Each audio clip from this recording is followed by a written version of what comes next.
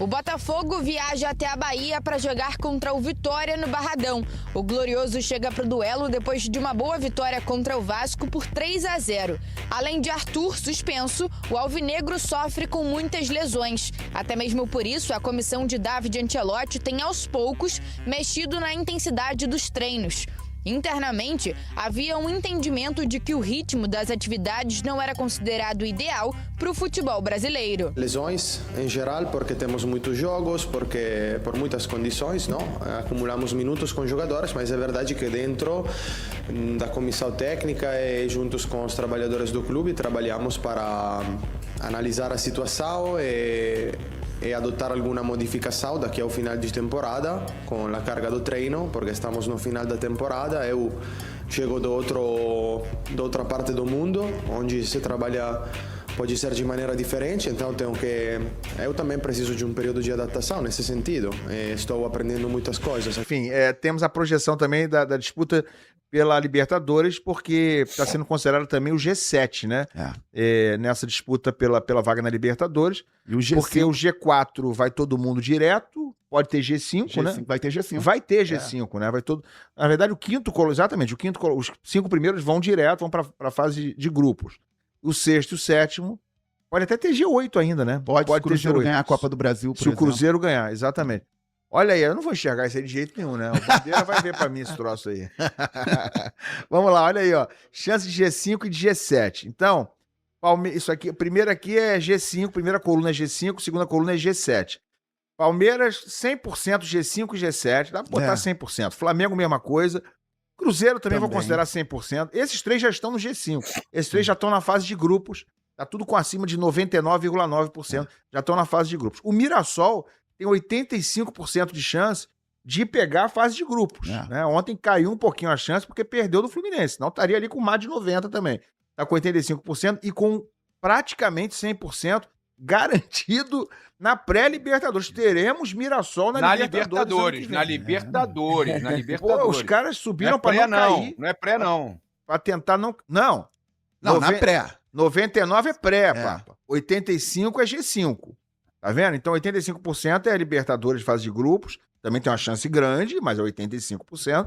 E na Libertadores, G7, eles estão praticamente garantidos, né? 99,6%. Aí começa a galera que já estão na pré, Eles já estão na pré. Agora a questão é que pra mim já tá praticamente garantido. Na verdade, é a primeira fase da Libertadores, né? A gente chama de pré, mas é a primeira fase. Então, mas eu acho que já tá na fase de grupos. Eu acho que eles já estão na fase de grupos. Você acha com 85? Eu acho que não. Eu também acho que não. Eu acho que não. Eu acho que depende. Ele pode perder no Palmeiras no fim de semana, meu amigo. Vai despencar essa chance. Se o campeão não vira G6? Hã? Se o Cruzeiro for campeão da Copa do Brasil, aí vira G6 e G8. Isso. Mas o Cruzeiro tem que ser campeão da Copa do Brasil. Tá? Então, olha aí, agora a gente tá vendo mais claramente as chances de G7 de Libertadores. Né? O Mirassol os 4 de cima estão garantidos, praticamente. Eu considero o Mirassol garantido em G7. E aí vem a galera ali de baixo que tá remando, tá? Botafogo tá quase certo num G7, né? Numa pré-Libertadores. O Botafogo tem 51 pontos hoje. O Bahia tem 52 pontos hoje, tem 94%. O Fluminense, que tem 50, tá a 1 ponto do Botafogo e a 2 do Bahia. O Fluminense tem quase 80% de G7, de pré-Libertadores. E o São Paulo tá com 45. Tá 5 pontos atrás do Fluminense, 6 pontos atrás do Botafogo e 7 do Bahia. O São Paulo tá com 24%. Então, assim, a chance é considerável que esses aí que estão destacados, os 4 de cima e os 3 embaixo, sejam os G7 do Brasil na Libertadores, né? 5 na fase de grupos e 2 na pré-Libertadores. E pode acrescentar mais um se o Cruzeiro for o campeão da Copa do Brasil, porque aí ele ganha a vaga pela Copa do Brasil e abre mais uma vaga. Que seria uma vaga direta, né? Ou se o Fluminense ficar ali no G6, G7 e ele ganhar a Copa do Brasil também. Pode ser. É verdade. Ele abre uma vaga abaixo dele. A gente tá falando do Cruzeiro, porque o Cruzeiro é garantido que vai ficar ali na frente, né? O Cruzeiro for campeão da Copa do Brasil... Não, mas eu tô dando mais um exemplo aí, porque tô dando um exemplo que é muito provável que a gente tenha G8. A chance existe. É verdade, você tem razão. Mas na Copa do Brasil tem 4 times, né? Então, assim, só 2 é que abririam vaga, na verdade. Cruzeiro e talvez o Fluminense. De chance. 50% de chance. Os outros são Corinthians e Vasco, né? Esses 2 aí não vão abrir vaga. Aparentemente não vão abrir vaga, a não ser que o Vasco tenha uma reação grande agora. O Vasco vem de 2 derrotas, não parece ser o caso. Enfim. Tem rebaixamento? Bota o rebaixamento aí pra gente ver. Tem. Deixa o Bandeira falar, gente. Bandeira, Vitória e Botafogo. Vitória todo desfalcado, né? Inclusive do Lucas Alter, né? Que é jogador do Botafogo. Molezinha, né? Molezinha. Vai ter fácil. Lá no Barradão? Olha, o árbitro... Ontem foi o Daron que captou? Foi. Ele apitou bem? Infelizmente, não. Com 40 segundos já fez lambança. Expulsou um cara sem saber... Pois é ele que apita de novo. lá. É ele. O Daronco. Ele que apita em Salvador. Hein? Esse jogão. O Vitória é muitos desfalques, tem lesão, tem suspensão. E o Lucas Alter, ídolo da zaga lá do Vitória agora, não pode jogar, a não ser que o Vitória pague uma multa de, se bem me lembro, R$1 milhão. Tem uma pressão lá, até gente da imprensa falando pro Vitória pagar a multa pro Lucas Alter jogar, porque ele é o capitão do time. Tá jogando muito bem lá na zaga do time de Salvador. Fez gol no último jogo, né? Fez o gol da vitória, né? Contra o Inter. Então ele tá com muita moral lá, realmente. E se o Lucas Alter é um pilar do time, se ele tem que jogar desesperadamente, isso indica muita coisa, né? Porque o Lucas Alter não vinha fazendo um grande papel no Botafogo. Mas, com todo respeito ao profissional, ele jogando ou não, o Botafogo é um time melhor e vem de uma ótima atuação contra o Vasco. Só que o Vitória, o Ilan falou bem, lá no Barradão, é um time forte em qualquer circunstância. Até ontem tinham vendido quase 20 mil ingressos já. Então vai esgotar. Os caras estão vindo de Vitória. Vitória tá vindo de Vitória, mas meu amigo... Pois é, vai estar lotado. Vai ser uma pressão interessante. E o Botafogo disputando... O Vitória não pode pensar nisso, mas o Botafogo disputando vaga no G5 com o Bahia. O Bahia sai para pegar o Inter, o Bahia tem 52, o Botafogo tem 51, pegando o Vitória lá em Salvador. Em 2024, tudo bem que o time do Botafogo era muito melhor, o Botafogo não perdeu lá. O Botafogo pegou o Vitória na Copa do Brasil e no Brasileiro lá, ganhou de 2-1 na Copa do Brasil, 1-0 no Brasileiro. Fez 2 bons jogos lá e conseguiu vencer. Tomara que no domingo consiga também. Jogo 4 horas da tarde, Botafogo completo, um time que jogou contra o Vasco. Não sei se vai ter alguma alteração por questão tática, já que contra o Vasco teve aquele trio ali atrás do Arthur Cabral com Santiago, Savarino e Joaquim Correia.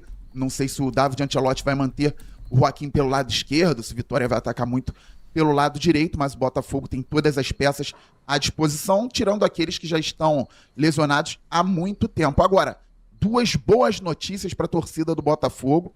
Álvaro Montoro e o Jordan Barreira, e o Montoro, eles apareceram hoje treinando no campo. O Montoro, que teve um problema sério, foi submetido a uma cirurgia no ombro, na Copa do Mundo Sub-20, ele se machucou, estava na seleção da Argentina, e o Barreira também estava na Copa do Mundo Sub-20 pela seleção colombiana, teve um problema muscular, eram dúvidas para a sequência da temporada, não sabemos ainda o prazo para retorno às atividades com o time, mas já estão treinando no campo, já estão naquela transição no campo, e o Montoro é um jogador muito diferente, muito especial, estava muito bem aqui no Botafogo antes de viajar para a Copa do Mundo, tinha feito até uma jogadaça no gol da vitória do Santiago contra o Atlético Mineiro. Montoro sempre quebrando linha ali pelo lado esquerdo, participando muito, e pode ser uma peça importante aí nas últimas rodadas. O Barreira também é um jogador promissor, só que no Botafogo ele jogou 10, 15 minutos por enquanto, então a torcida ainda não conhece muito do que ele pode fazer.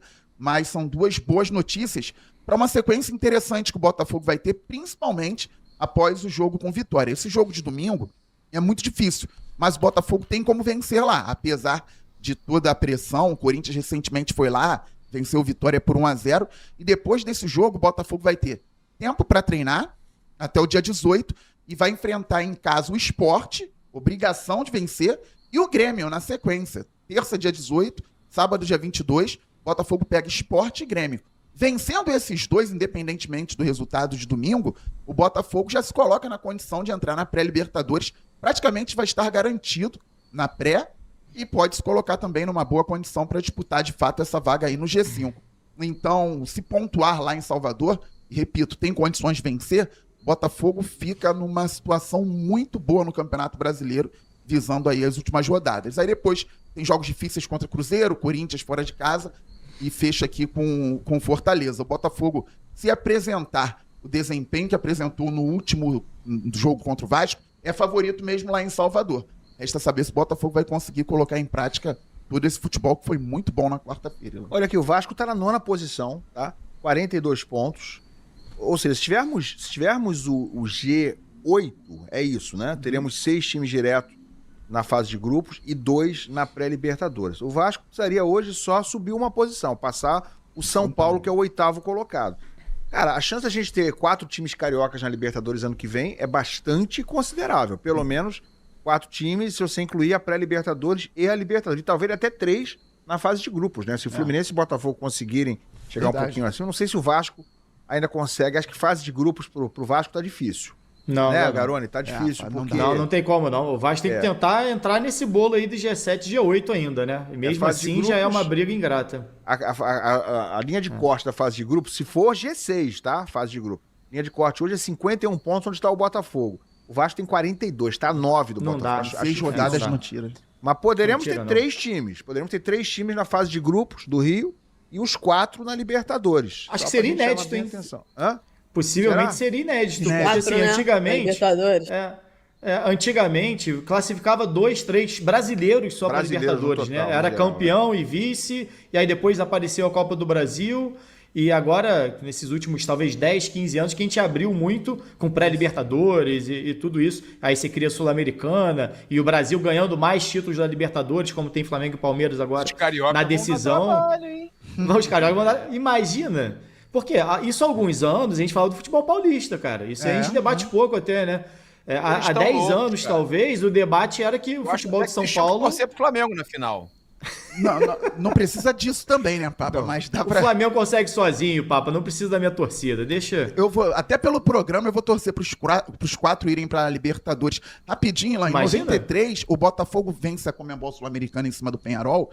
E o Flamengo foi campeão brasileiro em 92. Aí foi pra Libertadores. William Bacana era o goleiro, né? Bacana. Eu tava no Maracanã. Eu também. Carlos Alberto Torres era o treinador. Tava na cobertura? Você... Tava cobrindo. Olha aí, 93, eu já era veterano. Era o capita. Tava no Maracanã. Carlos Alberto Torres, que um dia antes da final, ele acabou o treino com 20 minutos. Falou assim, olha só, estamos errando, porque aquele time era limitado. Estamos errando tudo no treino, então é melhor acabar e conversar, porque senão a gente vai se irritar, vai ter problema no jogo. O Botafogo foi campeão. Era o Eliel, o atacante?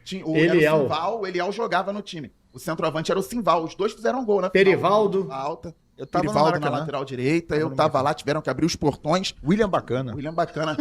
Parceiro, gente boa, me segue lá no canal, gente boa. Era o goleiro, pegou 2 pênaltis.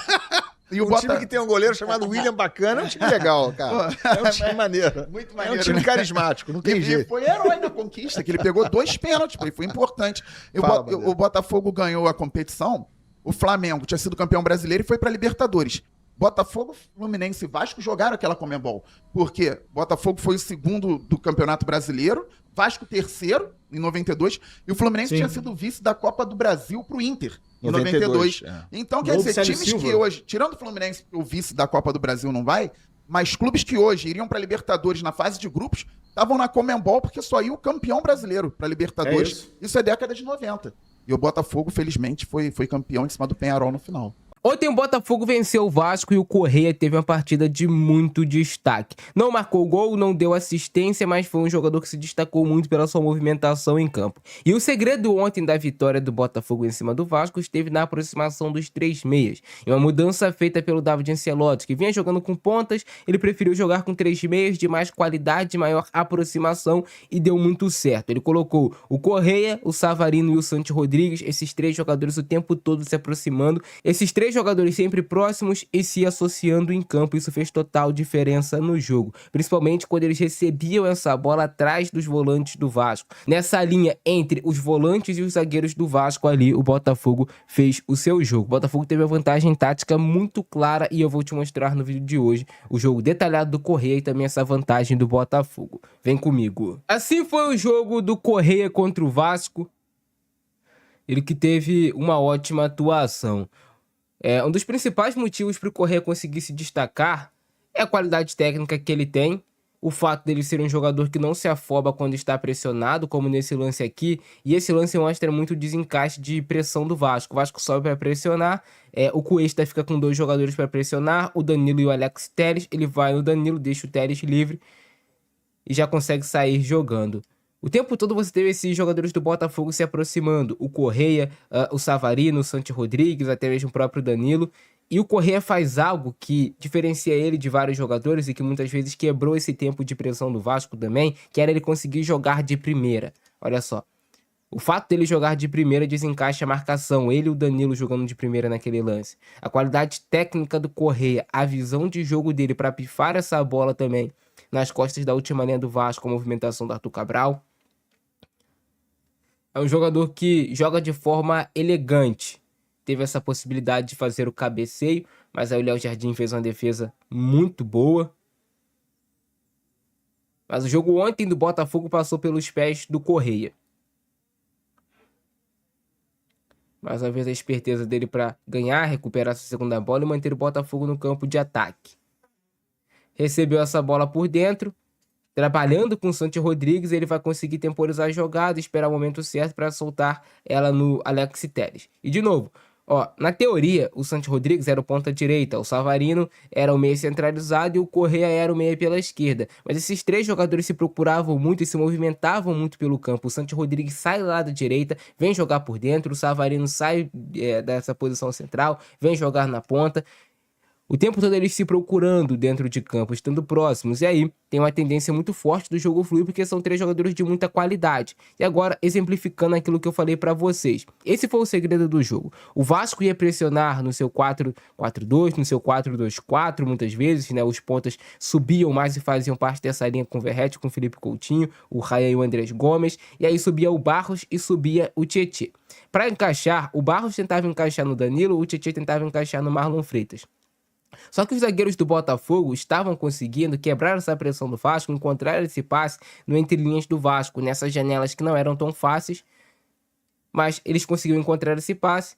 E aí, atrás dos volantes do Vasco, já deixando 6 jogadores para trás, os 4 de meio, mais os 2 no ataque, o Botafogo achava esse passe para os seus jogadores correrem de frente. E aí quem estava próximo? Correia, Savarino e Santi Rodrigues. Eles recebiam essa bola, já são os volantes do Vasco, e olha só como é que o Vasco está desorganizado. E aí, um desenho claro do Botafogo correndo para frente, o Vasco correndo para trás. E o Botafogo fez muito isso durante a partida. O Vasco, em momento algum, conseguiu encaixar essa marcação. Eu acho até que o Vasco poderia ter tentado uma marcação mais individual. É arriscada, mas poderia ter encaixado de uma forma melhor. Principalmente quando subia a pressão. E o Correia se movimentando o campo todo, conseguindo trabalhar a bola. Correia é um típico jogador que não tem velocidade, mas ele dá velocidade ao jogo com isso, com toque de primeira, com a visão diferenciada. Olha só como é que ele joga de primeira essa bola no Alex Telles. É um jogador alto, então ele já tem uma passada realmente mais larga em relação aos demais. E de novo os três se procurando. Correia, Savarino e o Santi Rodrigues.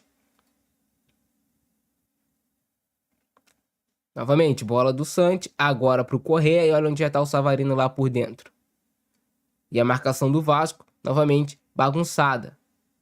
O time tentando se recompor defensivamente. Mas essa bola entrando muito fácil pelo meio também. De novo, os meios do Botafogo se aproximando. Correia, Santi Rodrigues e Savarino. E aí você tem o Santi, que era o ponta na direita, ele vem jogar por dentro. Se aproxima desses dois jogadores. Libera o corredor lá pro Vitinho. Desencaixa a marcação do Vasco. Ajudando também nessa marcação-pressão e vai jogar de primeira de novo. Cara, jogar de primeira é uma das coisas que quebra muito qualquer encaixe de marcação no futebol. Você rouba o tempo do adversário jogando de primeira. Você tem na visão do jogo. E aí o pênalti sofrido pelo Correia praticamente, no apagar das luzes no primeiro tempo. Já era 45 minutos, eu acho que o juiz ia dar 2 de acréscimo, o jogo ia encerrar. E aí ele consegue sofrer o pênalti. E no segundo tempo mudou um pouco a característica em alguns momentos. O Botafogo jogou mais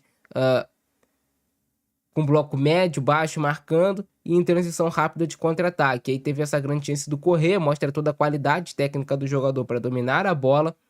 Também tem muito tempo, espaço, para escolher o lado da finalização. Ele tenta bater no lado do Léo Jardim para surpreender, que talvez o Léo esperava uma bola chapada no outro lado. Olha só, ele já tinha dado passo até para ir lá, mas o Correia tentou bater ali no mesmo lado dele. Mais uma puxada de contra-ataque do Correia. O Matheus França até rouba a bola a princípio, mas depois acaba perdendo ela. E aí tem que fazer a falta.